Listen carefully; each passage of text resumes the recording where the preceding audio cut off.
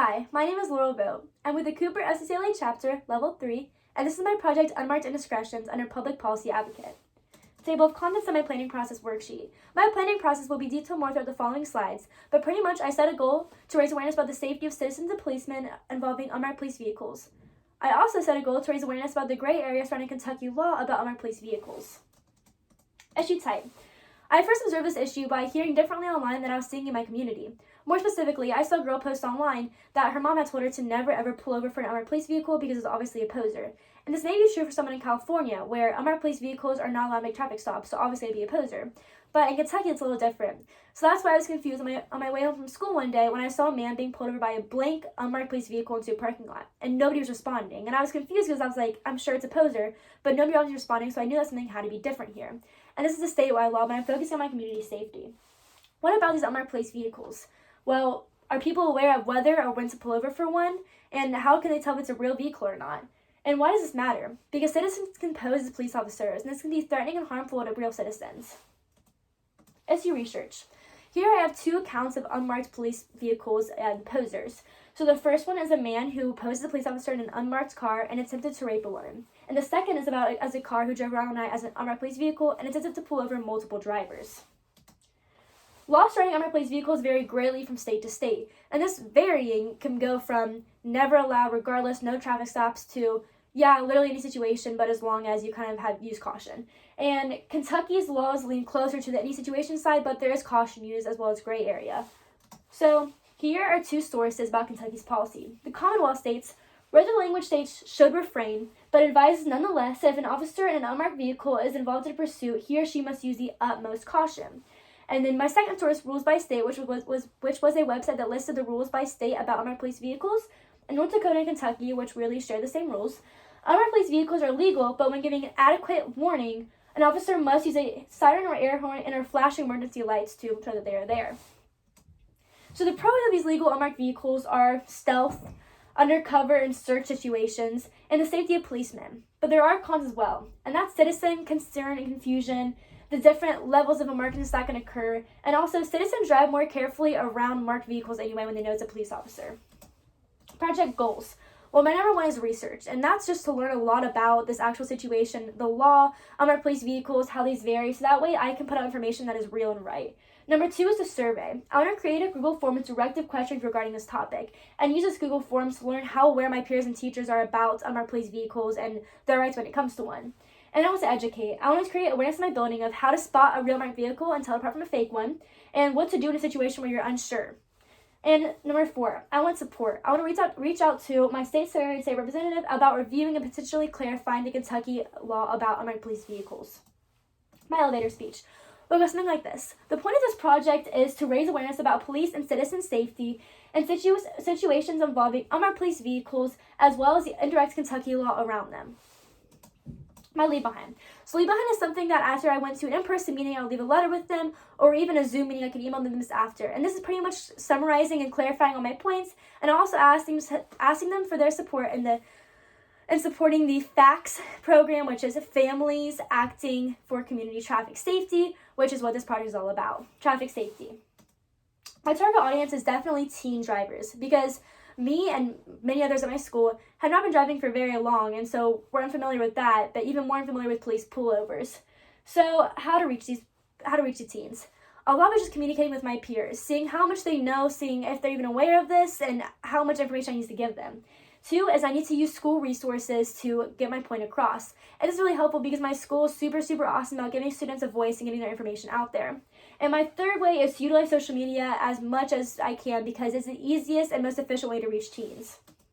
Partnerships. So my first type of partnerships are the Boone County Sheriff's Office and the Florence Police Department because they're both potential owners of unmarked police cars. They're both passionate about the safety of citizens, which is what my project is for. And I can educate my peers about how to respond and if they're being pulled over by an unmarked police vehicle with direct information from the police officers. And I contacted both of them through Facebook Messenger. I sent them both similar message, pretty much telling them who I am, what my project is, and asking them for information about what people should do if they're pulled over by an unmarked police car and are scared or don't know what to do. Boone County Sheriff's Office gave me a direct answer, which will be quoted later, and the Florence Police Department actually gave me something even more interesting. They told me that they don't even utilize unmarked police vehicles, which is crazy because even in the state of Kentucky, 2 neighboring counties, one uses them and has their own rules for it, and one doesn't even have them at all. My second half of the partnerships was State Senator John Schickel and State Representative Ed Massey.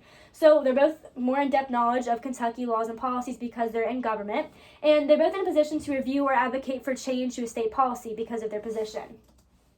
So I messaged them both pretty much the same thing through their separate contact websites, again explaining who I was, who my project is, and asking them for their kind of support and kind of clarifying this law. I told them how much the gray area can affect people and how big this gray area is, and the fact that Kentucky doesn't have much clarification as to when you're being pulled over, how they can pull you over, what situations they're allowed to pull you over in, because citizens can be very scared in this kind of situation if they're not sure they're being pulled over by a threatening poser or an actual police officer. My methods of action. One was contacting my partnerships, then creating my Google Forms, that way I could gain information from my students and teachers about how much information they knew, distributing this Google Form to 50 recipients, including Boone County students, majority, and teachers, and evaluating the results. I'm going to look through this and see how much information they knew. That way I could create my awareness board and share this online as well. That way I could get the right amount of information out to them. And then I wanted to evaluate my responses. I wanted to hear what teachers and peers were saying in the building to see how much they'll actually learn from my project. Here's my Google form. We're going to go through each question individually, but it was a Google form about 10 questions asking about different situations or their knowledge on unmarked police vehicles. So number 1 was, do you know how to tell if a vehicle is an unmarked police vehicle? And only 15% of responders knew how to tell. And of the small amount that actually did know how to tell, I asked them how they could tell. And I got a few different responses, which kind of raised my hopes a little bit more because I at least could tell a sign or two, like a certain grill, a certain license plate, which was helpful because at least I knew that they were kind of safe out there.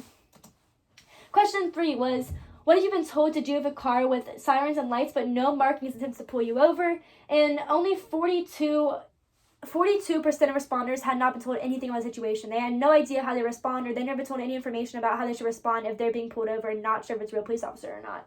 And question 4 was, have you ever seen an unmarked police car on the street pulling someone over? And it was about half and half, but more people had seen one than I thought because I'd only personally seen one unmarked police vehicle pulling someone over, so I was kind of surprised by this response. Then I asked on a scale of 1 to 5, how confident would you be if you were pulled over by an unmarked police vehicle? 1 or 2 being the very lowest and 5 being the highest amount of confidence, and 69% of my responders were on the 1 to 2 level, very low confidence. And I asked, have you heard stories of normal officers posing as policemen? And 62% had, which I was very surprised by because I was kind of surprised that they'd heard all these stories but not known anything about what they would do if they were actually in that situation. And question 7 was pretty much unanimous, and it was, are you aware of any of the laws surrounding us or your rights in a situation with unmarked police vehicles? And almost 100% had not had any clue about this. My media involvement. So I wanted to create my slide about awareness about their safety and their rights in a situation like this. So I used the direct quote from the Boone County Sheriff's Office about what they said to do in a situation like this, and I communicated with my school librarian and SCCLA sponsor about how I could get this information out there. So during lunch, a slideshow plays every day with lots of school information, and I got a way to add my own slide to this slideshow. So that way, 5 days a week for an entire week, and all 3 lunches of students and every staff member in there could see this information. Second, attention teen drivers, not sure how to handle unmarked police vehicles.